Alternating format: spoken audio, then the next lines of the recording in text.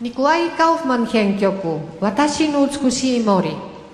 この曲は19世紀のオスマントルコと戦った革命家で詩人のリュベン・カラベロフの作詞による有名な曲です。祖国の美しい森が若々しい気持ちを与えています。森のことを知っている人はその美しさを心から愛するようになります。そして祖国の美しい森を離れなければならなくなった人はその森の素晴らしさを一生忘れることはないでしょう。読書プラメナ・ギルギノバです。